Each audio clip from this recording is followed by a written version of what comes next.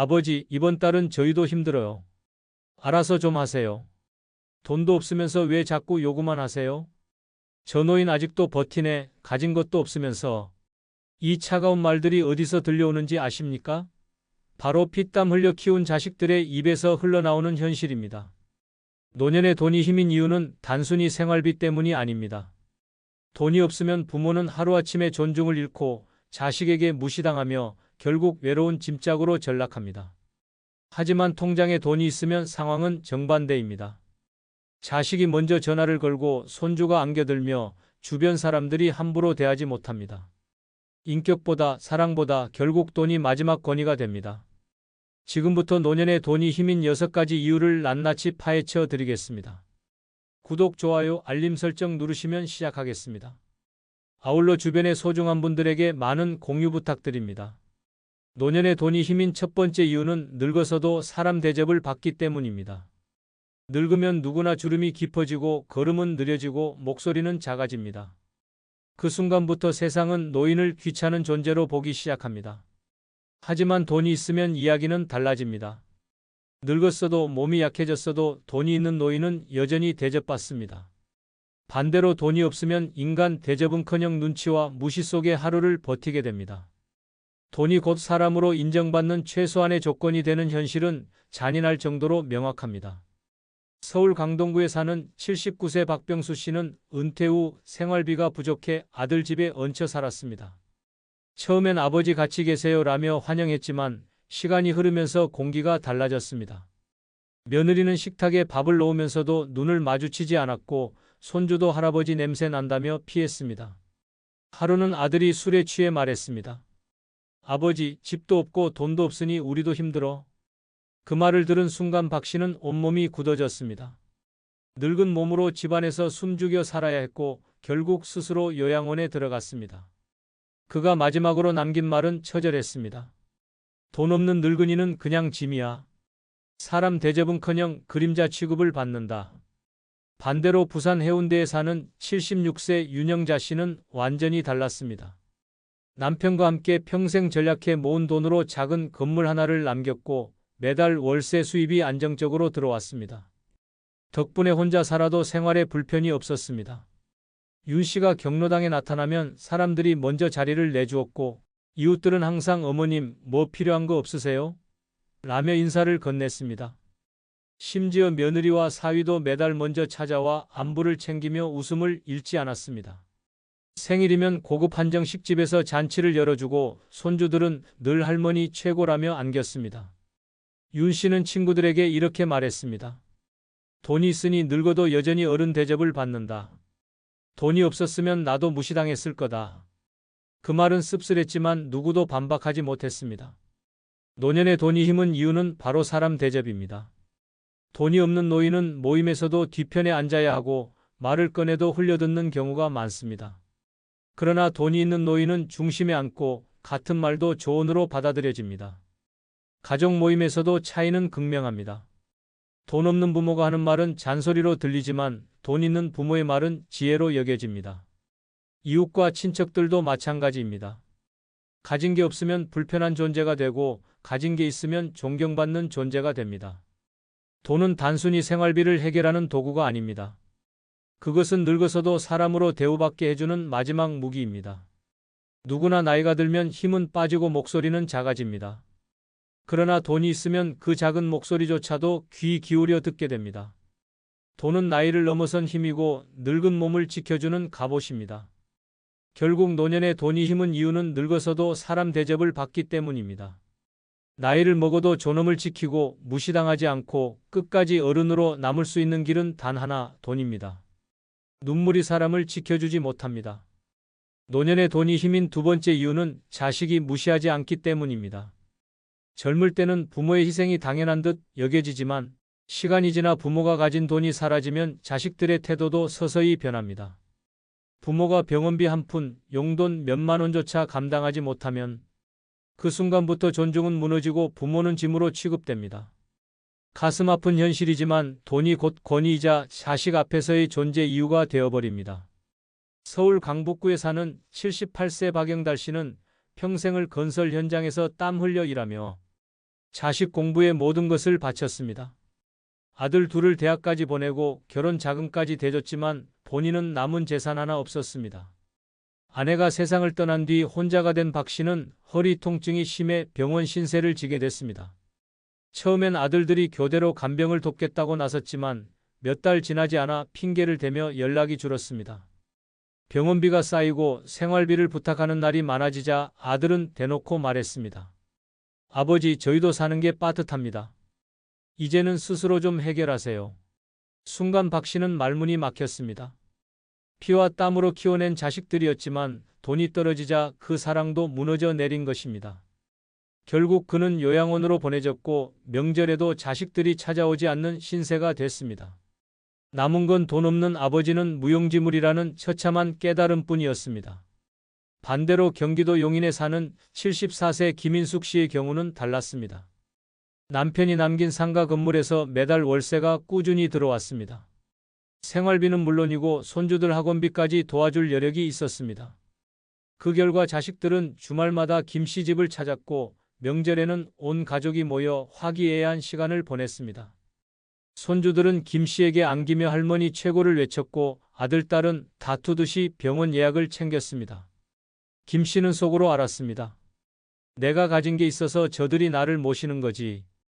돈 없었으면 지금처럼 대접 못 받았을 거다. 이 말은 냉정하지만 사실이었습니다. 그녀가 존중받는 이유는 인품도 있지만 결국 돈이 있었기에 가능한 일이었습니다. 노년의 돈이 힘은 이유는 자식과의 관계에서 너무나 명확하게 드러납니다. 돈이 있으면 부모의 말이 조언이 되지만 돈이 없으면 같은 말도 잔소리가 됩니다. 돈이 있으면 자식들이 먼저 찾아오고 돈이 없으면 연락조차 피합니다. 부모의 권위는 혈연이 아니라 통장 잔고에서 비롯됩니다. 병원비를 스스로 내고 손주 용돈을 당당히 주는 부모는 존중을 받지만 생활비를 부탁하는 부모는 눈치와 냉대를 견뎌야 합니다. 돈은 단순한 생활 수단이 아닙니다. 그것은 노년의 존엄을 지켜주는 방패입니다. 돈이 있으면 자식의 눈빛이 따뜻하고 돈이 없으면 차갑습니다. 같은 부모인데 돈의 유무가 태도를 갈라놓습니다. 결국 노후의 돈이 힘인 이유는 단 하나, 자식에게 무시당하지 않기 위해서입니다. 눈물이 존엄을 지켜주지 못합니다. 오직 돈만이 마지막까지 부모를 부모답게 세워줍니다. 노년의 돈이 힘인 세 번째 이유는 이웃이 함부로 대하지 않기 때문입니다. 인간관계의 진실은 피도 눈물도 없습니다. 돈이 있는 노인은 마을에서 대접받고 돈이 없는 노인은 모욕과 무시 속에 살아갑니다. 평생 성실하게 살아왔어도 노년에 주머니가 비면 존경받는 어르신에서 단숨에 패 끼치는 노인으로 추락합니다. 이웃의 태도는 잔인할 정도로 돈에 따라 갈라집니다. 서울 동작구에 사는 79세 오명환 씨는 퇴직 후 가진 게 없어 기초생활수급자로 살았습니다. 처음엔 동네 사람들이 안부를 묻고 시장에서 마주치면 반갑게 인사도 했습니다.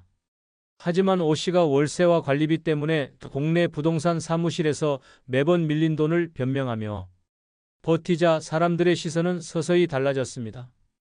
또 돈 얘기야? 나이 들어 민폐만 끼치네. 라는 말이 등 뒤에서 들렸습니다. 하루는 아파트 엘리베이터 안에서 이웃이 노골적으로 말했습니다. 관리비도 못 내면서 왜 여기서 살아? 나가야지.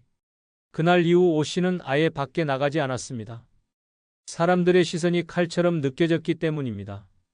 결국 쓰레기 버리러 내려가는 것도 두려워 밤늦게 몰래 움직였고 병원에 갈 돈이 없어 아픈 몸을 방치했습니다.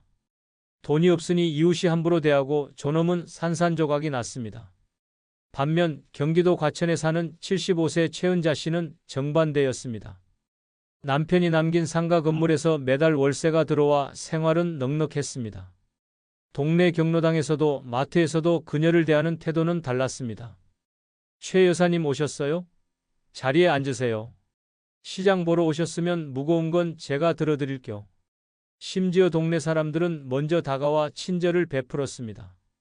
이유는 단순했습니다. 그녀가 후원금을 내기도 하고 어려운 집안의 생활비를 보태주기도 했기 때문입니다. 돈이 있기에 이웃이 함부로 대하지 않았습니다. 오히려 존경과 배려가 따랐습니다. 최 씨는 친구들에게 이렇게 말하곤 했습니다. 돈이 있으니 내가 사람 대접을 받는 거야.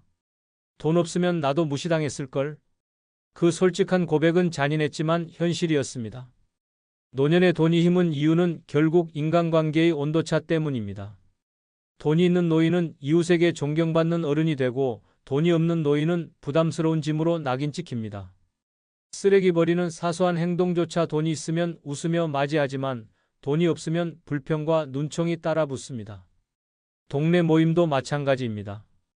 회비를 내는 사람은 존중받고 내지 못하는 사람은 투명인간 취급을 당합니다. 이웃의 태도는 결코 감정이 아니라 돈에 의해 결정됩니다. 돈은 단순히 생활의 도구가 아닙니다. 그것은 사회 속에서 나를 지켜주는 방패입니다. 돈이 있으면 이웃이 조심스레 말을 고르고 돈이 없으면 아무렇지 않게 모욕적인 말을 던집니다. 이웃의 눈빛 하나, 말투 하나가 돈의 유무에 따라 달라집니다. 노년의 가장 무서운 것은 외로움이 아니라 무시입니다. 그리고 그 무시는 오직 돈으로만 막을 수 있습니다. 결국 노년의 돈이 힘은 이유는 이웃이 함부로 대하지 않게 만드는 유일한 무기이기 때문입니다. 존엄은 눈물이 아니라 돈에서 나옵니다. 돈이 있어야 이웃이 함부로 하지 않고 돈이 있어야 마지막까지 사람답게 살 수 있습니다. 노년의 돈이 힘인 네 번째 이유는 재혼할 때 상대가 달라지기 때문입니다. 같은 나이, 같은 얼굴, 같은 건강 상태라도 주머니에 돈이 있느냐 없느냐에 따라 상대가 달라집니다. 가진 게 없는 노인은 짐덩어리 취급을 받고 돈이 있는 노인은 인생의 동반자로 대접받습니다. 그 차이는 잔인할 정도로 냉혹합니다. 사랑도 성격도 인품도 모두 뒷전입니다. 결국 상대는 당신의 통장을 먼저 바라봅니다. 부산에 사는 72세 김창호 씨는 아내와 사별한 후 외로움을 견디지 못해 재혼을 결심했습니다. 평생 건설 현장에서 일했지만 남은 돈은 거의 없었고 국민연금으로 한 달 80만 원을 받는 게 전부였습니다. 김 씨는 지인을 통해 중매를 보았지만 결과는 충격적이었습니다. 첫 만남에서 상대 여성은 대놓고 물었습니다. 집은 본인 명의인가요? 연금은 얼마나 나오세요? 김 씨가 솔직히 털어놓자 분위기는 싸늘하게 얼어붙었습니다. 몇 번의 만남이 이어졌지만 상대는 끝내 연락을 끊었습니다. 김 씨는 허탈하게 말했습니다. 내 나이가 문제가 아니더라고. 가진 게 없으니 그냥 사람 취급도 안 해주더라. 재혼을 꿈꿨지만 결국 돈이 없다는 이유 하나로 그는 선택받지 못했습니다. 외로움은 더 깊어졌고 자존심은 산산이 부서졌습니다. 반대로 경기도 성남에 사는 70세 이정자 씨는 전혀 달랐습니다. 남편이 세상을 떠난 후 그녀는 임대 아파트 2채에서 월세 수입만 200만 원이 넘게 들어왔습니다. 동네 모임에서 알게 된 한 남성이 적극적으로 다가왔고 이 씨는 처음엔 그 관심이 단순한 호의인 줄 알았습니다. 그러나 시간이 지나면서 남성은 결혼을 제안하며 말했습니다. 같이 살면 더 든든하잖아요. 서로 의지하고요. 하지만 주변 사람들은 속내를 알고 있었습니다. 그 남성이 그녀의 재산을 확인하고 접근한 것이었습니다. 실제로 결혼 후 남성은 생활비를 거의 내지 않았고 이 씨의 월세 수입에 의존하며 살았습니다. 그럼에도 이웃들은 그 남성을 좋은 신랑감이라 불렀습니다. 돈이 있었기 때문에 재혼은 쉽게 성사됐고 상대 역시 달라졌습니다. 결국 그녀는 씁쓸하게 털어놨습니다. 내가 가진 게 없었으면 누가 나랑 살겠다고 했을까? 결국 돈이 사람을 끌어들이는 힘이더라. 노년의 돈이 힘은 이유는 바로 여기에 있습니다. 돈이 있으면 재혼 시장에서 가치 있는 사람이 되고 돈이 없으면 외면당하는 사람이 됩니다. 상대가 먼저 다가오는지 아니면 끝까지 연락이 끊기는지 그 차이를 만드는 건 결국 돈입니다. 사람들은 나이를 보지 않습니다. 얼굴도 크게 보지 않습니다. 재산과 연금, 집과 수입을 먼저 따집니다. 애정은 그 다음입니다. 돈은 단순히 생활의 수단이 아니라 선택지를 넓혀주는 무기입니다. 돈이 있으면 외로움 속에서도 함께할 상대를 고를 수 있고 돈이 없으면 아무리 진심으로 다가가도 외면당합니다. 노년의 재혼을 꿈꾸는 사람에게 돈은 곧 매력이고 돈은 곧 조건이며 돈은 곧 사랑의 힘입니다. 결국 노년의 돈이 힘은 이유는 재혼할 때 상대가 달라지기 때문입니다. 인격과 성품보다 먼저 보는 것은 통장입니다. 돈이 있는 노인은 선택받고 돈이 없는 노인은 거절당합니다. 가혹하지만 피할 수 없는 현실입니다. 노후를 외롭지 않게 지키고 싶다면, 사랑을 원한다면 반드시 돈이 필요합니다. 돈이 곧 사람을 끌어당기는 자석이자 재혼시장에서 당신을 살아남게 하는 마지막 무기이기 때문입니다. 노년의 돈이 힘인 다섯 번째 이유는 며느리, 사위의 태도가 공손해지기 때문입니다. 피 한 방울 섞이지 않은 관계, 겉으로는 가족이라 부르지만 속내는 돈 앞에서 적나라하게 드러납니다. 가진 게 없는 시부모, 장인장은 언제든 부담스러운 짐으로 취급되지만 통장에 돈이 있고 재산이 있으면 한마디 한마디가 존중으로 바뀝니다. 같은 사람이지만 가진 게 달라지면 대우가 달라집니다. 서울 노원구에 사는 80세 김석호 씨는 퇴직 후 연금도 제대로 준비하지 못해 매달 용돈을 아들 내외에게 의지했습니다. 처음엔 며느리가 웃으며 밥상을 차려주더니 시간이 지날수록 얼굴이 굳어졌습니다. 전기세, 관리비가 밀려 부탁할 때마다 며느리는 노골적으로 말했습니다. 아버님, 저희도 애 키우느라 빠듯해요. 제발 조금만 줄여 쓰세요. 어느 날은 식탁에서 손주 앞에서도 말했습니다. 돈도 못 버시면서 왜 이렇게 요구가 많으세요? 그 순간 김 씨는 수치심에 고개를 떨궜습니다. 아들마저 말리지 않았습니다. 결국 김 씨는 눈치만 보며 살다 스스로 요양원에 들어갔습니다. 돈 없는 노인의 자리는 집안에서도 투명인이었고 며느리의 눈빛은 칼날 같았습니다. 반대로 경기도 수원에 사는 77세 이정분 씨는 상황이 달랐습니다. 남편과 함께 모은 재산으로 상가를 임대 주어 매달 250만 원이 꼬박꼬박 들어왔습니다. 이 씨는 명절마다 며느리와 사위에게 두툼한 봉투를 챙겨주었고 그 덕분에 대우는 달라졌습니다. 사위는 늘 허리를 90도로 숙이며 장모님, 건강은 어떠세요? 혹시 필요한 건 없으세요? 하고 묻고 며느리도 장을 보며 어머님 드실 건 제가 먼저 챙겨드릴게요. 라며 공손했습니다. 생일잔치 때는 며느리, 사위가 앞다퉈 음식을 준비하고 손주들까지 할머니 최고를 외쳤습니다. 이정분 씨는 친구들에게 이렇게 말했습니다. 돈이 있으면 며느리 사위가 천사가 되고 돈이 없으면 괴물이 되는 거야. 그녀의 말은 씁쓸했지만 누구도 부정하지 못했습니다. 노년의 돈이 힘은 이유는 단순히 생활비 때문이 아닙니다. 가족의 존중과 태도가 오직 돈에서 비롯되기 때문입니다. 며느리와 사위는 겉으로는 웃어도 속마음은 계산기를 두드리고 있습니다. 시부모, 장인장의 존재가 짐이 될지 존경의 대상이 될지는 통장 잔고가 결정합니다. 돈이 없으면 며느리의 말투는 차갑습니다. 이젠 좀 알아서 하셔야죠. 저희도 힘들어요. 같은 말이 서슴없이 튀어나옵니다. 사위도 마찬가지입니다. 처음엔 예의 바르게 굴다가도 부모가 계속 도움을 요청하면 거리를 두고 무심해집니다. 반대로 돈이 있으면 태도가 달라집니다. 같은 상황에서도 걱정하지 마세요. 저희가 다 도와드릴게요. 라며 몸을 낮춥니다. 돈은 노인의 권위이자 방패입니다. 자식의 배우자에게 무시당하지 않고 존중받으며 살 수 있는 마지막 힘입니다. 슬프지만 며느리, 사위의 공손함은 사랑보다 돈에서 나옵니다. 가진 돈이 곧 존엄이고 그 돈이 곧 태도를 바꿉니다. 결국 노년의 돈이 힘은 이유는 며느리, 사위의 태도가 공손해지기 때문입니다. 사랑으로 대접받길 바라는 건 환상입니다. 돈이 있어야만 존중받고 돈이 있어야만 목소리가 힘을 얻습니다. 인생 말년에 무시당하지 않고 존엄을 지키고 싶다면 단 하나, 돈이 있어야 합니다. 돈이 곧 태도를 바꾸는 유일한 힘이기 때문입니다. 노년의 돈이 힘인 여섯 번째 이유는 대화에서 기가 죽지 않기 때문입니다. 나이가 들면 자연스럽게 몸은 약해지고 자식이나 이웃, 심지어 친구들 앞에서도 목소리가 작아집니다.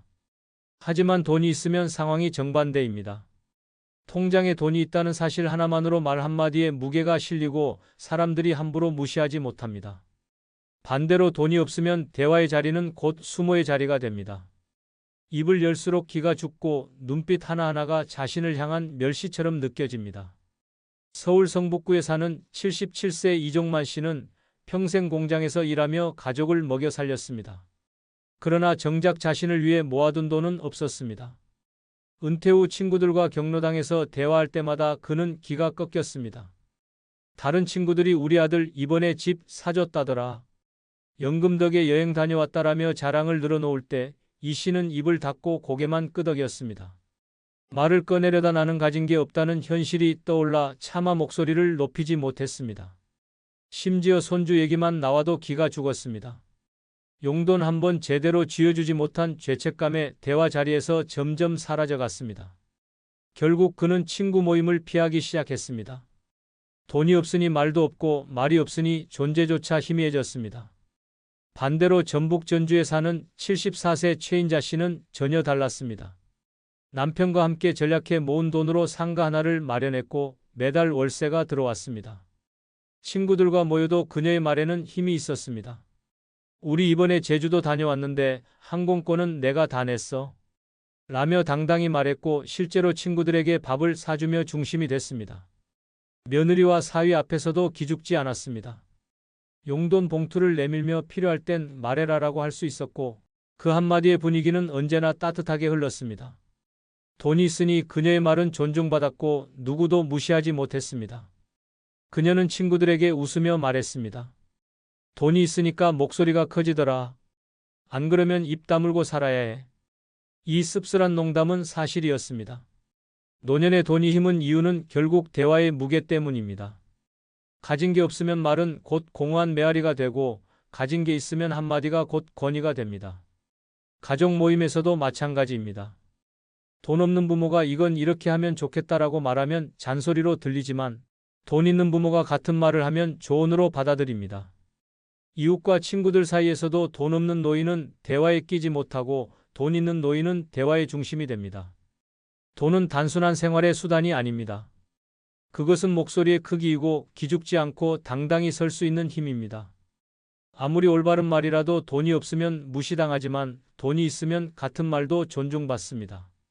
노년의 가장 무서운 것은 병도 외로움도 아닌 대화에서 무시당하고 기가 죽는 순간입니다. 그리고 그 순간을 막아주는 유일한 무기가 바로 돈입니다. 결국 노년의 돈이 힘은 이유는 대화에서 기가 죽지 않기 때문입니다. 당당히 말할 수 있고 고개 숙이지 않고 목소리를 낼 수 있는 힘은 오직 돈이 지켜줍니다. 돈이 곧 존엄이고 돈이 곧 목소리이며 돈이 곧 당신의 길을 살려주는 마지막 힘입니다. 영상이 끝나면 여러분의 경험이나 생각을 댓글로 남겨주세요. 여러분의 소중한 경험과 의견이 다른 누군가에게는 큰 힘과 깨달음이 분명될 것입니다. 아울러 멤버십 가입 부탁드리며 오늘 하루도 행복하시고 무탈하시기 바랍니다. 야, 너 들었어? 70 넘은 노인이 장례비 없어서 결국 무연고 화장됐다더라. 에이, 설마 자식들이 있는데도 그렇게 됐단 말이야? 자식 있어도 돈 없으면 결국 버려지는 게 현실이야. 그래, 맞다. 그게 지금 우리 세상이지. 이 대화가 과장이 아닙니다. 실제로 돈 없는 노인은 병실에서도 동네 모임에서도 심지어 죽음 앞에서도 초라해질 수밖에 없습니다. 그래서 옛사람들은 가난은 100가지 수치의 근본이다라고 했습니다. 또한 장자의 말처럼 부유함은 단순히 금전이 아니라 불필요한 모멸을 피하게 하는 방패다라는 경고를 우리는 늙어서야 뼈저리게 실감합니다. 돈은 단순히 지갑 속의 종이가 아닙니다. 그것은 남은 생을 지켜주는 최소한의 무기이며 노인의 존엄을 지키는 마지막 성벽입니다. 이제부터 늙어서 돈이 최고인 이유 6가지를 하나하나 드러내겠습니다. 돈이 없으면 어떤 순간들이 얼마나 잔인하게 다가오는지, 그리고 돈이 있으면 어떻게 마지막까지 당당히 살아갈 수 있는지를 낱낱이 보여드리겠습니다. 구독, 좋아요, 알림 설정 눌러주시면 복 왕창 받으실 겁니다. 늙어서 돈이 최고인 첫 번째 이유는 노인이라 무시받는 것도 돈 앞에선 바뀌기 때문입니다. 나이가 들면 자연스럽게 주변의 태도가 달라집니다. 젊었을 때는 존중받던 사람이 이제는 늙은이라는 꼬리표 하나로 무시당합니다. 길을 걸어도 대접이 달라지고 가족 안에서도 소외되는 순간이 찾아옵니다. 그런데 돈이 있으면 상황은 정반대로 바뀝니다. 나이 많은 노인이라도 돈이 있다는 사실 하나만으로 다시 존중받고 무게감 있는 존재로 대우받습니다. 돈은 노인에게 사라진 권위를 되찾아주는 마지막 무기입니다. 서울 강북구에 사는 최영자 씨는 80세를 넘기면서 집안에서 철저히 무시당했습니다. 아들이 말했습니다. 엄마, 이제는 아무것도 하지 말고 그냥 가만히 계세요. 며느리도 식탁에서 대놓고 불평했습니다. 이제는 도와드릴 게 아니라 저희가 짐이네요. 손주들은 휴대폰만 보며 눈길조차 주지 않았습니다. 가진 돈 한 푼 없으니 집안에서 말 한마디 할 힘도 사라졌습니다. 어느 날 병원 진료를 받으러 갔을 때도 의사는 짧게 말했습니다. 연세가 많으시니까 그냥 참고 사세요. 그 순간 최영자 씨는 철저히 늙고 가난한 사람으로만 취급당했습니다. 반대로 인천에 사는 김정숙 씨는 달랐습니다. 남편이 남긴 아파트와 꾸준히 받는 연금 덕분에 자산가로 노년을 보냈습니다. 며느리는 늘 찾아와 어머니 건강은 괜찮으세요? 이번 주에 같이 외식하실까요? 라고 웃으며 말했습니다. 손주들도 할머니 용돈 주세요 라며 무릎에 앉았습니다. 병원에 가면 의사는 더 친절했습니다. 어르신 보험도 탄탄하시고 치료 옵션이 다양합니다. 편하게 말씀하세요.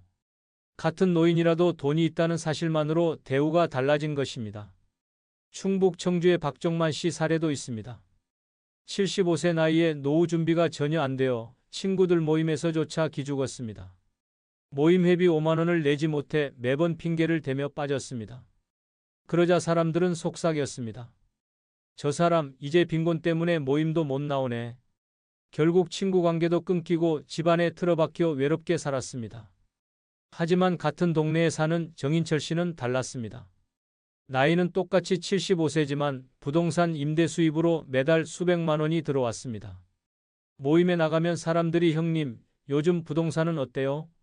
라며 존경의 눈길을 보냈습니다. 똑같이 늙었지만 돈이 있느냐 없느냐로 사회적 위치는 하늘과 땅 차이가 된 것입니다. 여러분, 노인이 무시당하는 이유는 단순히 나이 때문이 아닙니다. 돈이 없기 때문입니다. 돈이 없는 노인은 불편한 존재, 짐 같은 존재로 취급됩니다. 그러나 돈이 있는 노인은 경험 많은 좋은 자로 대접받습니다. 같은 말이라도 돈 있는 노인이 하면 통찰력이 되고 돈 없는 노인이 하면 잔소리가 됩니다. 이 잔혹한 현실을 모른 척하고 살아갈 수 있을까요? 늙어서 돈이 최고인 이유는 결국 존중과 직결되기 때문입니다. 돈이 있어야 가족 안에서 당당할 수 있고 사회에서 대우받을 수 있습니다. 돈이 없으면 늙은이라는 이유 하나로 버려지지만 돈이 있으면 어르신이라는 이름으로 존경받습니다. 돈은 노인의 마지막 목소리이며 사라진 권위를 다시 세우는 가장 강력한 무기입니다. 존중받으며 늙고 싶다면 돈은 피할 수 없는 필수 조건입니다. 늙어서 돈이 최고인 두 번째 이유는 동네 모임에서 말발이 서는 것도 돈이 기준이기 때문입니다. 나이와 경험이 많다고 해서 존중받는 시대는 이미 끝났습니다. 요즘 동네 경로당, 아파트 모임, 친목회에서 진짜 권력을 쥐는 사람은 연륜이 아니라 돈입니다. 봉투를 내는 크기, 술값을 결제하는 여유, 경조사에 쿨하게 축의금을 내는 손길이 곧 그 사람의 위상을 결정합니다. 늙어도 돈이 없으면 아무리 인생사를 떠들어도 쓸데없는 잔소리로 치부되지만 돈이 있으면 같은 말이 지혜로운 조언으로 포장됩니다. 이것이 노년사회의 냉혹한 룰입니다. 서울 노원구의 김상호 씨는 은퇴 후 동네 경로당에 자주 나갔습니다. 나이도 많고 직장생활 경험도 풍부했기에 자연스럽게 리더 역할을 기대했지만 현실은 달랐습니다. 월 90만 원의 기초연금이 전부라 술자리에선 늘 계산을 피했습니다. 모임 회비도 밀리기 일쑤였습니다. 어느 날 의견을 내자 한 사람이 이렇게 말했습니다. 형님, 말은 맞는데 그럼 형님이 이번 모임비 좀 내실래요? 그 말에 자리 분위기는 싸늘해졌고 김상호 씨는 더 이상 입을 열지 못했습니다. 돈이 없다는 이유만으로 그의 말발은 철저히 꺾였던 것입니다. 반대로 경기도 성남에 사는 윤경자 씨는 같은 모임에서 정반대의 위치를 차지했습니다. 남편이 남긴 상가 임대 수익으로 매달 수백만 원이 들어왔습니다. 모임에서 술값이 나오면 내가 낼게 하고 카드를 내밀었습니다.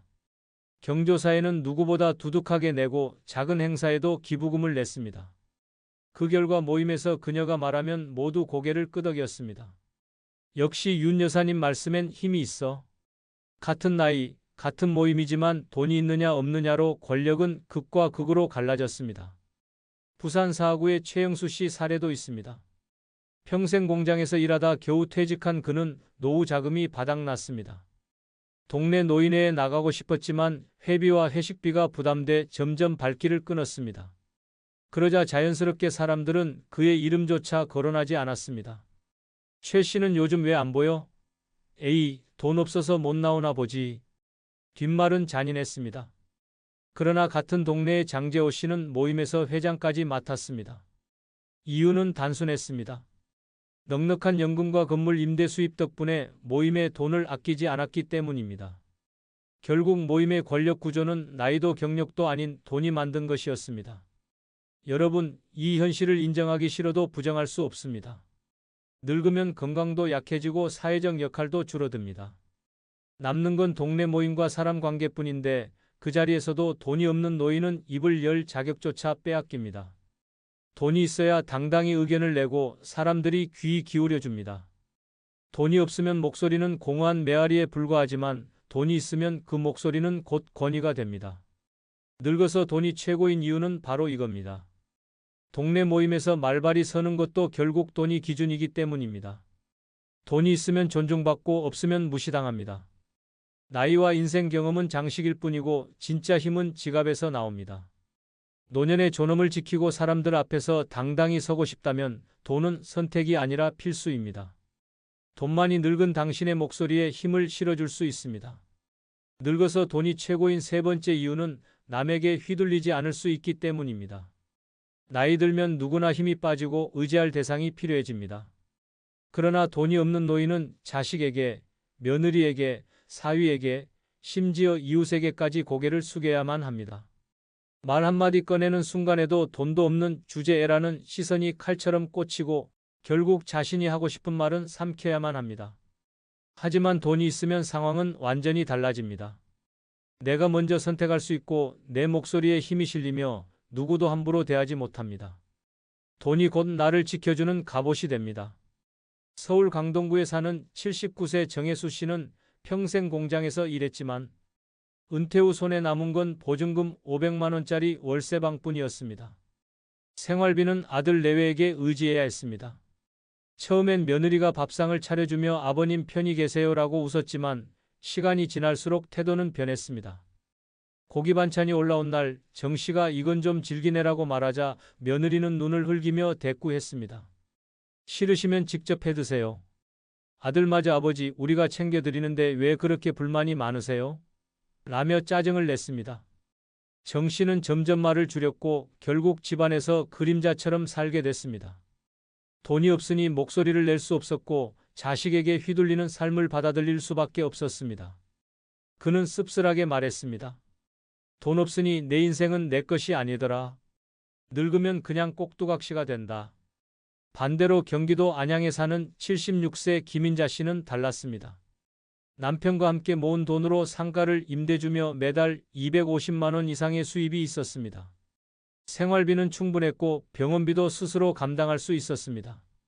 덕분에 아들 내외와의 관계에서도 당당했습니다. 아들이 어떤 결정을 강요해도 김 씨는 단호히 말했습니다. 그건 너희 생각이고 나는 내 방식대로 살 거다. 누구도 반박하지 못했습니다. 여행을 가고 싶으면 스스로 예약해 다녀왔고 손주 용돈도 기죽지 않고 챙겨줬습니다. 친구들과의 모임에서도 회비를 먼저 내며 중심을 잡았습니다. 그녀의 말에는 힘이 있었고 누구도 그녀를 무시하거나 휘두를 수 없었습니다. 김 씨는 웃으며 말했습니다. 돈이 있으니 당당하다. 돈 없으면 남이 나를 끌고 가지만 돈 있으면 내가 끌고 간다. 늙어서 돈이 최고인 이유는 바로 주도권에 있습니다. 돈이 없는 노인은 늘 부탁하며 살아야 하고 부탁은 곧 종속을 의미합니다. 병원에 갈 때, 식사를 할 때 작은 외출 하나조차 자식이나 이웃에게 부탁해야 하니 그 순간부터 목소리는 사라지고 모든 선택권은 남의 손에 넘어갑니다. 그러나 돈이 있는 노인은 다릅니다. 스스로 병원비를 내고 교통편을 잡으며 생활의 크고 작은 문제를 해결합니다. 이 힘이 있기에 누구에게도 휘둘리지 않습니다. 돈은 단순한 생활비가 아닙니다. 그것은 자유이며 권력이고 노인의 마지막 무기입니다. 자식의 눈치를 보지 않고 며느리의 표정에 주눅 들지 않으며 친구들 사이에서도 기죽지 않고 중심을 잡을 수 있는 힘. 그것이 바로 돈이 주는 주도권입니다. 결국 늙어서 돈이 최고인 이유는 남에게 휘둘리지 않을 수 있기 때문입니다. 돈이 있어야 고개를 들 수 있고 돈이 있어야 목소리가 힘을 얻습니다. 돈이 없으면 남의 손바닥 위에서 흔들리는 인생이 되지만 돈이 있으면 끝까지 내 인생을 내가 이끌 수 있습니다. 늙은 몸을 지켜주는 마지막 방패, 남에게 휘둘리지 않게 만드는 유일한 무기, 그 이름은 바로 돈입니다. 늙어서 돈이 최고인 네 번째 이유는 간병인을 고용해 가족의 부담을 줄일 수 있기 때문입니다. 병든 몸 하나 누워있는 것보다 더 끔찍한 건 자식들이 교대로 당신을 돌보며 얼굴의 피로와 불만을 숨기지 못하는 그 장면입니다. 돈이 없으면 가족이 곧 간병인이 되고 가족은 간병인이 되는 순간 원망과 갈등의 불씨를 안고 살아갑니다. 반대로 돈이 있으면 간병인을 고용해 자식들은 사랑하는 존재로 남을 수 있습니다. 이 차이는 노년의 품격을 송두리째 바꿔놓습니다. 서울 강동구에 사는 김정순 씨는 뇌졸중으로 쓰러진 뒤 병원 침대에 눕게 되었습니다. 남편은 이미 세상을 떠났고 아들 부부가 매일 퇴근 후 병실로 달려와 간호를 이어갔습니다. 처음엔 효자네라는 말이 따라붙었지만 석 달이 지나자 며느리의 눈빛은 차갑게 굳어갔습니다. 밤마다 기저귀를 갈고 식사 보조를 하느라 며느리의 건강이 무너졌습니다. 결국 집안에선 이제 요양병원에 모셔야 하는 거 아니냐는 소리가 터져 나왔습니다. 김정순 씨는 울면서 내가 돈만 있었어도 너희를 이렇게 고생시키진 않았을 텐데라는 말을 입에 달고 살았습니다. 반대로 인천의 정혜숙 씨는 같은 병으로 쓰러졌지만 상황은 달랐습니다. 남편과 함께 노후를 위해 저축한 돈으로 전문 간병인을 고용했습니다. 아들은 퇴근 후 잠시 들러 안부를 묻고 손을 잡아주었습니다. 며느리는 미소 지으며 좋아하는 음식을 가져왔습니다. 돈으로 간병인을 고용한 덕분에 자식들은 간병인이 아니라 여전히 자식으로 남을 수 있었던 것입니다. 정혜숙 씨는 내가 아프지만 자식들 눈치 안 보고 여전히 존중받고 있다는 게 이렇게 다르구나라며 눈물을 흘렸습니다. 여러분, 노년의 돈은 단순한 생활비가 아닙니다. 돈은 사랑을 지켜주는 방패입니다. 간병인을 고용할 수 있느냐 없느냐가 곧 가족관계의 균열을 막느냐 터뜨리느냐를 결정합니다. 돈이 없으면 자식은 부모를 돌보는 대신 언제까지 일해야 하느냐는 원망을 쏟아냅니다. 돈이 있으면 간병인은 돌봄을 맡고 자식은 부모를 여전히 존경할 수 있습니다. 이 단순한 진실 앞에서 노년의 평화와 존엄은 갈라집니다. 실제 통계를 보면 70대 이상 노인의 장기 간병 기간은 평균 7년입니다. 그 7년 동안 누가 당신의 옆에 있을까요? 돈이 없다면 자식의 얼굴에서 웃음은 사라지고 희생과 원망이 교차하는 차가운 시선만 남습니다. 하지만 돈이 있다면 전문 간병인이 그 자리를 채우고 자식들은 부담 없는 마음으로 병실에 와서 손만 잡아줄 수 있습니다. 그 손길이 사랑이 되고 존중이 되는 것입니다. 늙어서 돈이 최고인 이유는 바로 여기 있습니다. 돈이 있어야 자식의 눈에 짐이 아니라 부모로 남을 수 있기 때문입니다. 돈이 있어야 가족의 사랑을 사랑 그대로 지킬 수 있기 때문입니다. 돈은 단순히 지갑 속 종이가 아니라 노년의 존엄을 지켜내는 마지막 방패입니다. 그리고 그 방패를 가진 자만이 가족의 얼굴에서 원망 대신 미소를 볼 수 있습니다. 늙어서 돈이 최고인 다섯 번째 이유는 마지막까지 가족에게 짐이 되지 않기 때문입니다. 사람은 늙으면 누구나 약해집니다. 그러나 돈이 없는 노인의 약함은 단순한 불편이 아니라 가족에게 던져지는 무거운 쇳덩이가 됩니다.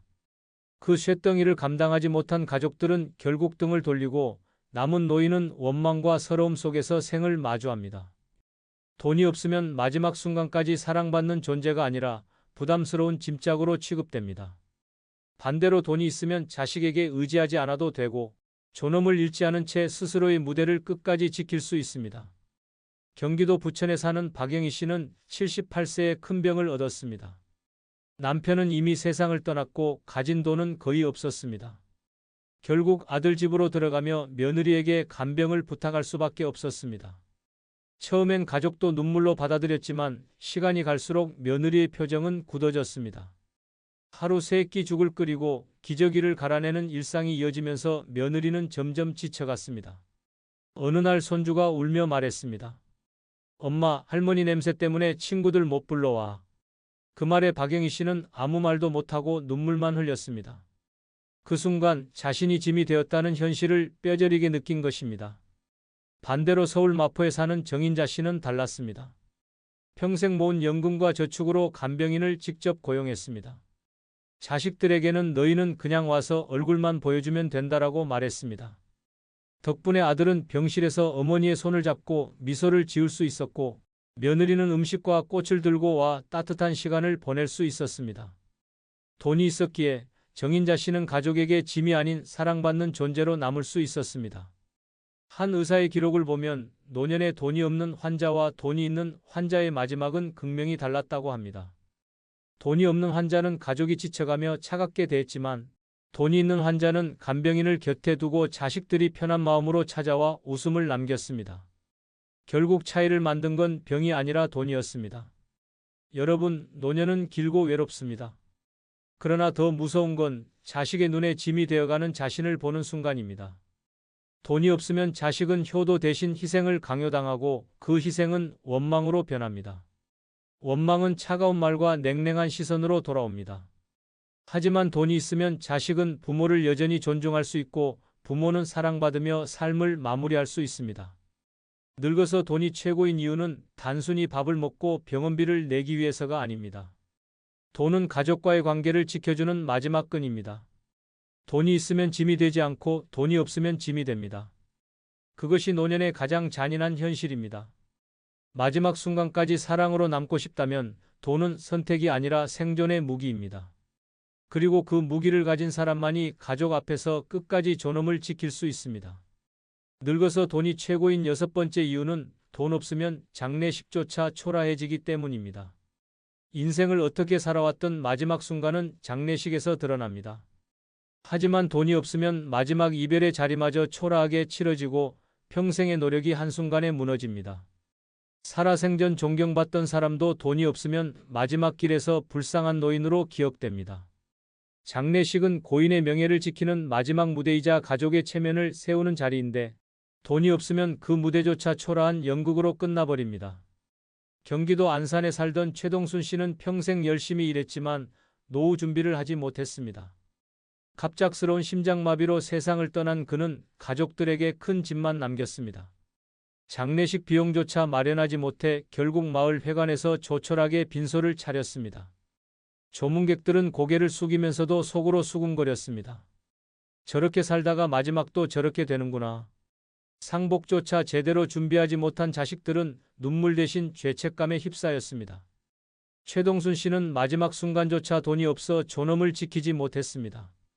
반대로 서울 강서구에 사는 박인자 씨는 달랐습니다. 평생 모은 저축과 보험 덕분에 장례식 비용을 미리 준비해 두었습니다.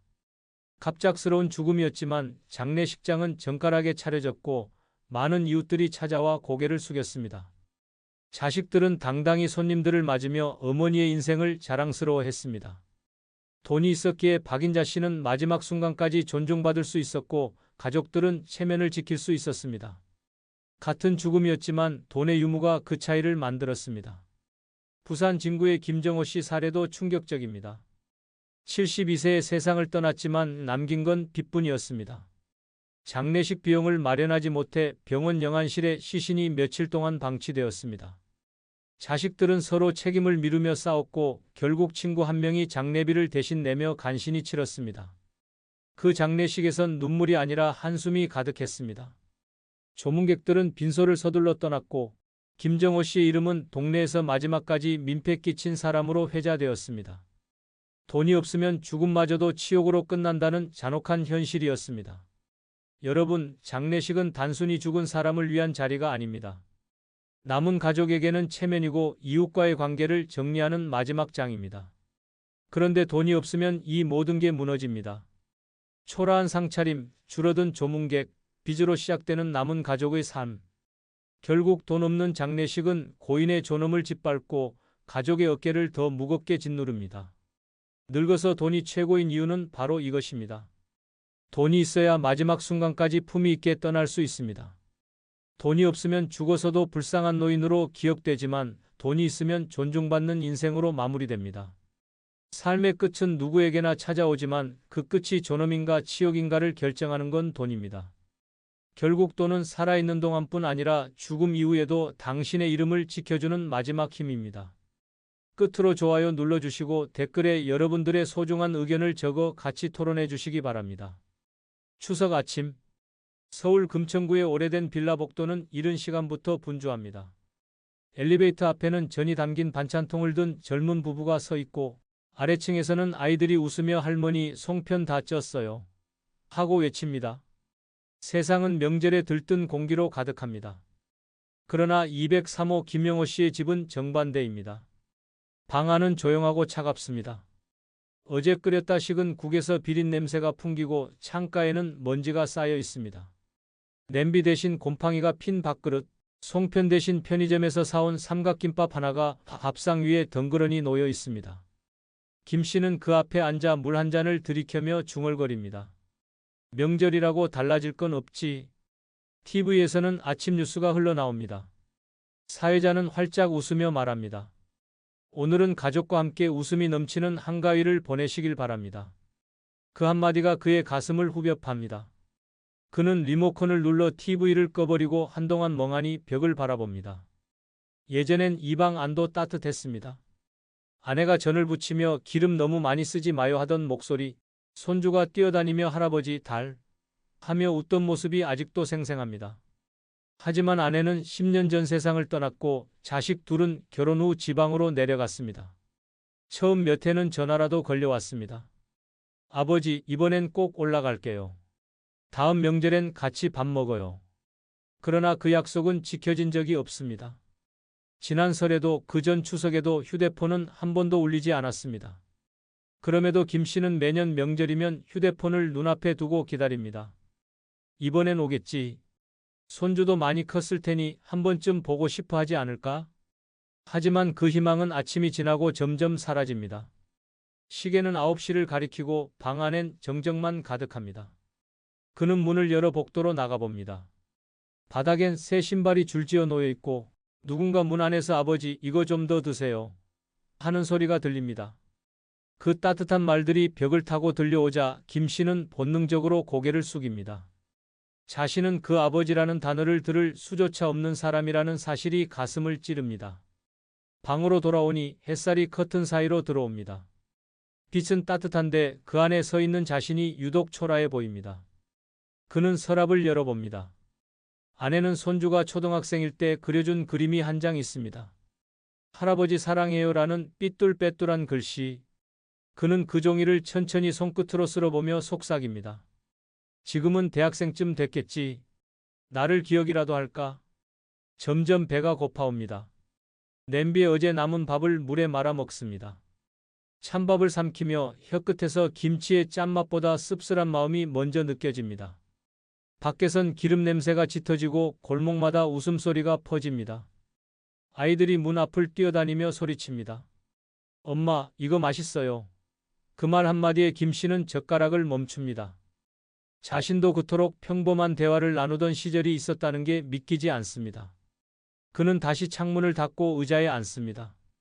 한숨이 저절로 새어 나옵니다. 그땐 몰랐지.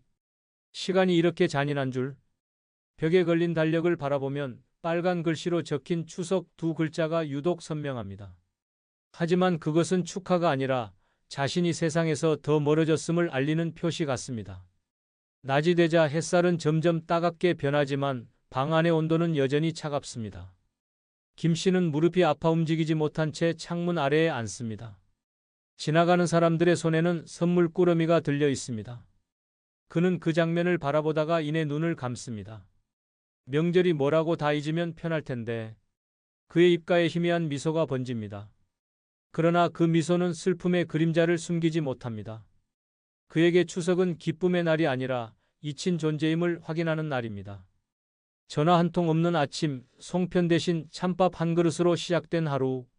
그렇게 김영호 씨의 명절은 또다시 고요한 패배처럼 흘러갑니다. 점심 무렵 햇살이 복도 끝까지 비쳐듭니다. 세상은 여전히 명절의 향기로 가득하지만 김영호 씨의 방 안은 공기마저 멈춘 듯 조용합니다. 배가 고파도 입맛이 없습니다. 그는 의자에 앉아 텅 빈 냉장고를 바라보다가 한참 뒤에야 재킷을 걸칩니다. 그래도 뭐라도 먹어야지. 혼잣말처럼 내뱉고 문을 나섭니다. 골목길은 사람들로 붐빕니다. 부부들이 손에 들고 있는 장바구니마다 고기, 전, 과일이 한가득입니다. 시장 입구는 인산인해입니다. 한우 좋아요. 오늘은 세일이에요. 송편 한 팩 남았어요. 그 활기찬 목소리들이 김 씨의 귀를 파고듭니다. 하지만 그는 그 틈에 끼지 못합니다. 그저 사람들 사이를 피해 구석에 자리 잡은 작은 반찬 가게로 향합니다. 김치 조금만 주세요. 얼마어치요? 1,000원어치만요. 주인은 잠시 말을 멈추더니 작은 비닐봉지에 김치를 담습니다. 그 짧은 순간 김 씨는 얼굴이 화끈거립니다. 남들처럼 두 손 무겁게 장을 보고 싶지만 주머니 속엔 1,000원짜리 몇 장뿐입니다. 그는 고개를 숙인 채 거스름돈을 챙기며 중얼거립니다. 명절인데 이 정도면 됐지. 집으로 돌아오는 길 골목마다 풍요가 넘칩니다. 차례를 마친 가족들이 모여 웃고 아이들이 손에 송편을 들고 달립니다. 그 소리들이 등 뒤를 스칠 때마다 그는 고개를 더 숙입니다. 시장 비닐봉투 속에는 김치와 나물 한 줌이 전부입니다. 손에 쥔 봉지가 바람에 펄럭일 때마다 그 안의 허전함이 마음속 허공처럼 흔들립니다. 방에 들어와 밥상을 펴고 냉장고에 남은 찬밥을 꺼냅니다. 밥그릇에 물을 부어 데워 먹으려 하지만 전자레인지가 고장난 지 오래입니다. 결국 찬밥을 그대로 삼키며 반찬으로는 김치 한 젓가락과 나물 몇 줄기뿐입니다. 그래도 배는 채워야지. 그는 말없이 밥을 씹지만 씹을수록 목이 메어옵니다. 음식이 아니라 외로움이 입안에 퍼지는 듯합니다. 그때 벽 너머에서 들려오는 소리가 더욱 선명해집니다. 우리 손주 이거 전 부쳤지? 참 잘했네. 그 웃음소리에 젓가락이 멈춥니다. 김 씨는 한동안 숨을 고르며 밥상을 바라봅니다. 그의 식탁은 차갑고 고요하며 말 한마디 없는 세계입니다. 명절에 밥같이 먹을 사람 하나 없다는 게 이렇게 서럽구나. 그는 TV를 켭니다. 명절 특집 프로그램이 나오고 화면 속에서는 연예인들이 송편을 나누며 웃고 있습니다. 가족과 함께하는 따뜻한 한가위. 그 문장이 자막으로 떠오르자 그는 리모컨을 내려놓고 화면을 꺼버립니다. 가족, 그 말이 제일 아프다. 그의 목소리는 거의 속삭임에 가깝습니다. 점심을 마치고 그릇을 씻습니다. 찬물에 손이 닿자 손끝이 저립니다. 물소리가 방 안가득 울려 퍼집니다. 그는 그 소리를 들으며 마치 자신의 외로움이 씻겨 내려가길 바랍니다. 그러나 물을 잠그자마자 다시 정적이 돌아옵니다. 침묵이 이 집의 주인처럼 다시 자리를 잡습니다. 창문을 열자 햇살이 벽을 타고 들어옵니다. 그 빛이 따뜻하지만 김 씨의 그림자는 한층 더 길게 드리워집니다. 그는 커튼을 다시 닫으며 눈을 감습니다. 명절이라 참 잔인한 날이야. 그 말 한마디가 방 안을 메웁니다. 밖에서는 여전히 웃음소리가 들립니다. 아이의 웃음, 어른의 대화, 술잔이 부딪히는 소리. 그 모든 것이 행복의 음악처럼 들리지만 그 소리는 김 씨에게 세상과 자신 사이의 벽을 더 높이는 소리일 뿐입니다. 그는 밥상을 치우며 마지막으로 중얼거립니다. 그래도 먹었으니 다행이지. 굶는 날보다 낫잖아. 하지만 그 말 뒤에 따라붙은 허탈한 미소는 오래가지 못합니다. 그의 명절 점심은 그렇게 끝납니다. 배는 채워졌지만 마음은 더 허기져갑니다. 풍요로운 세상 한가운데서 그의 식탁은 여전히 냉기와 고독으로 덮여 있습니다. 추석 오후 햇살은 이미 벽을 넘어 방 안을 붉게 물들입니다. 김영호 씨는 밥상 위에 엎드리듯 앉아 멍하니 시계를 바라봅니다. 초침이 돌아가는 소리만 들리는 방 안. 밖에서는 여전히 웃음소리, 노랫소리가 이어집니다. 가족들이 모여 술잔을 나누고 아이들이 뛰노는 소리가 복도까지 번져옵니다. 그 소리가 들릴 때마다 그는 천천히 숨을 고릅니다. 마치 외부의 따뜻함이 자신의 고요를 침범하지 않길 바라는 듯 말입니다. 점심 이후로 누구에게서도 연락이 없습니다. 휴대폰은 침대 옆 탁자에 놓여 있습니다. 아무것도 울리지 않는 그 화면이 세상과의 단절을 상징하는 듯합니다. 김 씨는 몇 번이나 그 휴대폰을 집어들었다 놓았다 합니다. 혹시 진동이 왔는데 놓쳤을까 싶어 확인하지만 화면엔 여전히 아무런 알림이 없습니다. 요즘엔 다들 바쁘니까 그는 스스로 위로하듯 중얼거립니다. 그러나 그 말이 끝날 때마다 가슴이 저며옵니다. 그는 문득 한참 전의 명절을 떠올립니다. 그때는 아침부터 전화가 쏟아졌습니다. 아버지 송편 드셨어요? 오늘은 저희가 내려갈게요. 딸의 밝은 목소리, 손주의 제잘거림이 들리던 시절. 그때는 전화벨만 울려도 마음이 따뜻했습니다. 지금은 그 벨소리가 낯섭니다. 오후 5시 드디어 휴대폰 화면에 불이 켜집니다. 딸 지연. 그 이름을 보는 순간 김 씨의 손이 덜덜 떨립니다. 그는 급히 전화를 받습니다. 지연아. 전화기 너머로 딸의 익숙한 목소리가 들려옵니다. 그러나 그 안에는 온기가 없습니다. 아버지 잘 지내시죠? 이번 추석에는 못 올라갈 것 같아요. 애들 학원도 있고 남편이 당직이라서요. 그래 알았다. 일 바쁘면 어쩔 수 없지. 그는 최대한 밝게 대답하려 애쓰지만 목소리가 자꾸 떨립니다. 건강은 괜찮으시죠? 응, 뭐 그럭저럭이다. 괜찮다. 그럼 다음 달쯤에 시간 되면 찾아뵐게요. 그래. 통화는 불과 40초 만에 끝났습니다. 전화를 끊자 방 안은 더 조용해졌습니다. 그는 휴대폰을 천천히 내려놓습니다. 화면에는 통화 종료라는 글자와 함께 검은 화면이 다시 돌아왔습니다. 그는 손가락으로 화면을 쓸어보며 한숨을 내쉽니다. 그래도 전화는 왔네. 다행이지. 하지만 그 말은 허공에 닿기도 전에 부서집니다. 전화를 끊고 나니 오히려 더 외롭습니다. 그는 잠시 창문을 열어봅니다. 맞은편 집에서는 손주들이 뛰어놀며 할아버지를 부르고 있습니다. 그 소리가 벽을 타고 들어와 그의 가슴을 찢습니다. 그는 창문을 닫으며 속삭입니다. 내 손주도 저랬는데 손주가 어릴 적 집에 와서 놀던 기억이 떠오릅니다. 할아버지 송편 같이 빚어요. 하고 웃던 얼굴. 지금은 번호조차 바뀌어 연락도 닿지 않습니다. 저녁 무렵 하늘이 붉게 물들고 가로등 불빛이 켜지기 시작합니다. 김 씨는 텅 빈 식탁 앞에 다시 앉습니다. 휴대폰을 한참 바라보다가 혹시나 싶어 딸에게 문자를 보냅니다. 지연아, 아버지는 괜찮다. 명절 잘 보내라. 그는 보내기 버튼을 누르고 오랫동안 그 화면을 바라봅니다. 답장은 오지 않습니다.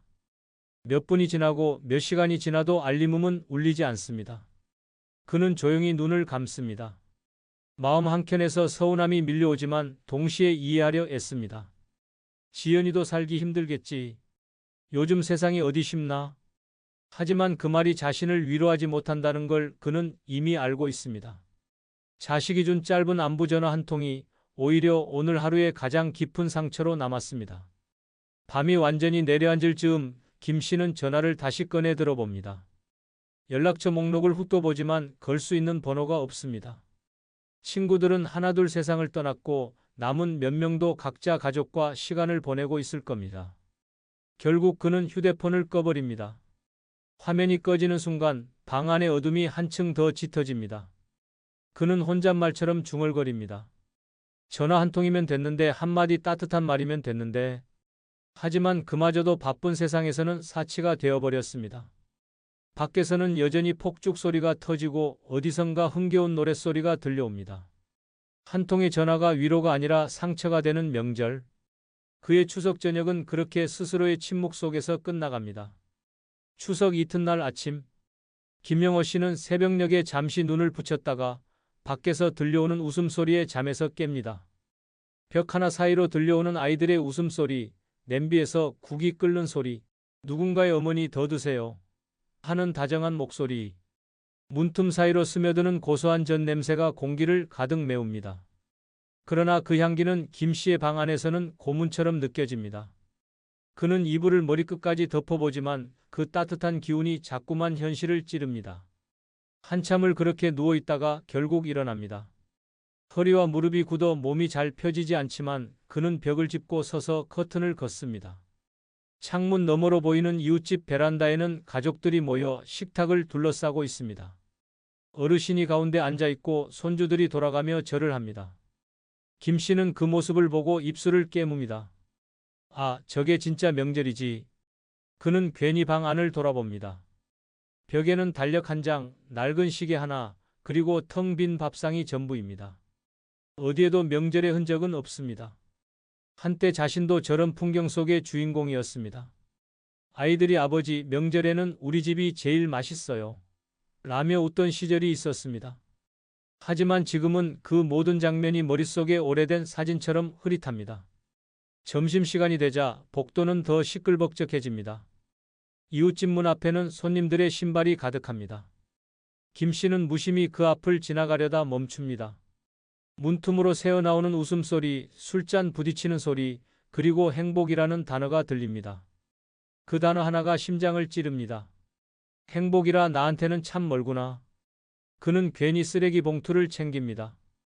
특별히 버릴 것도 없지만 그래도 뭔가 움직이지 않으면 더 외로울 것 같아서입니다. 봉투를 들고 계단을 내려가는 동안 맞은편 집 문이 열리며 중년 여성이 인사합니다. 아버님, 명절 잘 보내세요. 김 씨는 멋쩍게 웃으며 고개를 끄덕입니다. 예, 잘 보내세요. 그 짧은 인사 하나가 따뜻해야 하지만 오히려 가슴이 더 시립니다. 상대는 진심으로 인사했겠지만 자신은 그 명절이라는 말조차 낯섭니다. 자신에겐 아무 일도 없는 평범한 하루일 뿐이니까요. 밖으로 나가면 골목에는 명절 분위기가 흘러넘칩니다. 시장은 여전히 붐비고 아이들은 한복을 입고 사진을 찍습니다. 가족 단위로 다니는 사람들 사이에서 김 씨의 모습은 한눈에 외로워 보입니다. 그는 손에 들린 쓰레기 봉투를 천천히 쓰레기통에 넣습니다. 그 순간 문득 생각이 듭니다.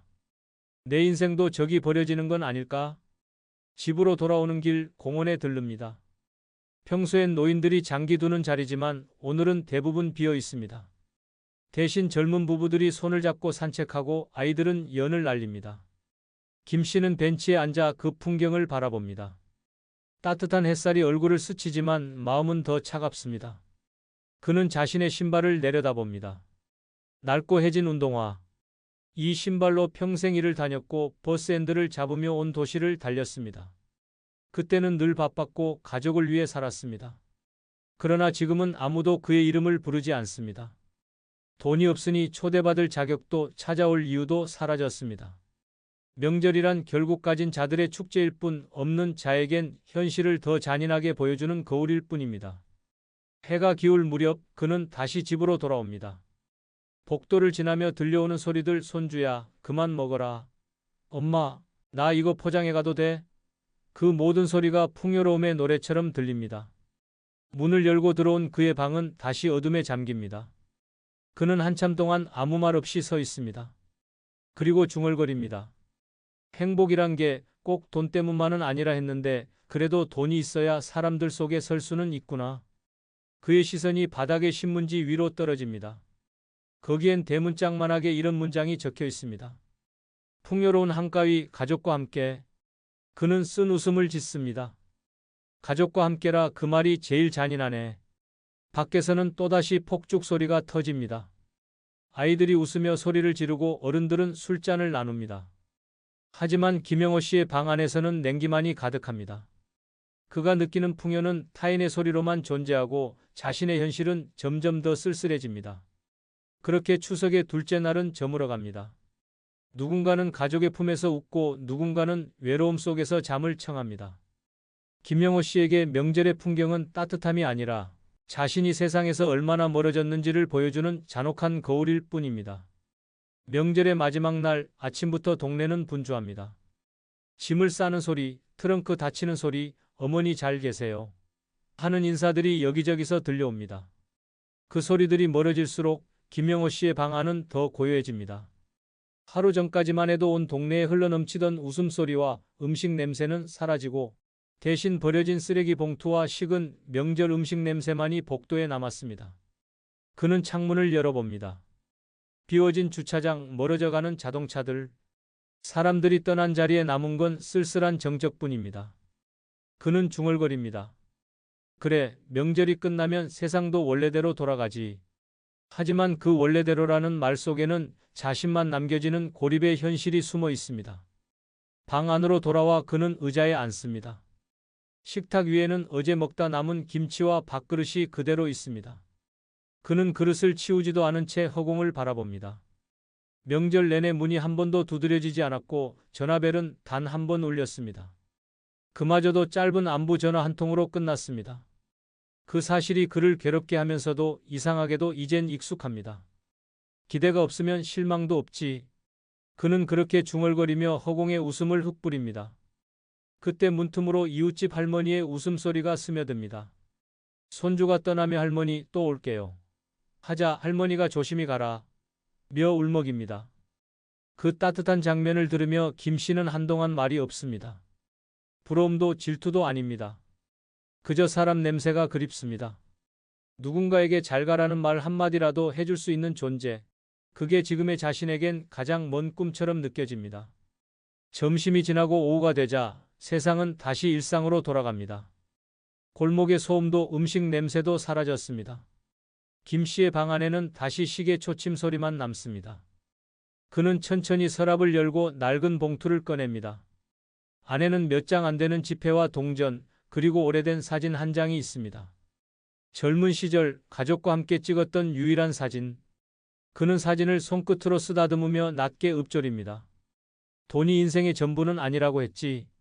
하지만 돈이 없으니 사람도 시간도 마음도 다 멀어지는구나. 그는 한참 동안 그 사진을 바라보다 봉투를 다시 서랍에 넣습니다. 그리고 조용히 결심합니다. 이대로는 안 되겠다. 늦었지만 나도 내 삶을 좀 챙겨야지. 그는 낡은 수첩을 꺼내고 손으로 적습니다. 매달 10,000원이라도 저축하기. 약은 미리 챙기기. 그리고 누군가에게 먼저 안부 묻기. 그가 적는 글씨는 삐뚤고 느리지만 그 속엔 희미한 생기가 깃듭니다. 창밖으로 노을이 스며듭니다. 온 세상이 붉게 물들며 또 하루가 저물고 있습니다. 김 씨는 커튼을 걷고 그 빛을 가만히 바라봅니다. 명절이 끝난 세상은 조용하지만 그의 마음은 처음으로 조금은 따뜻합니다. 가족이 없어도 돈이 많지 않아도 이제는 최소한 내 삶을 내가 버텨보겠다는 의지가 생긴 것입니다. 그는 마지막으로 중얼거립니다. 이젠 기다리지 말자. 그냥 내가 나를 챙기자. 그리고 전등을 끄고 천천히 누워 눈을 감습니다. 적막한 방 안이 여전히 차갑지만 그 속에는 아주 작은 온기가 생겨 있습니다. 그 온기는 다름 아닌 다시 살아보겠다는 마음이었습니다. 그렇습니다. 지금 이 영상을 보고 계신 당신도 김영호 씨와 다르지 않습니다. 가족이 멀어져도 돈이 없어도 삶은 여전히 당신의 것입니다. 하루에 1,000원을 아껴 비상금을 만들고 한 번의 산책으로 몸을 일으키고 한 통의 안부 전화로 마음을 나누면 인생은 다시 따뜻해집니다. 늦었다고 포기하지 마세요. 지금 이 순간이 바로 다시 살아갈 첫날입니다.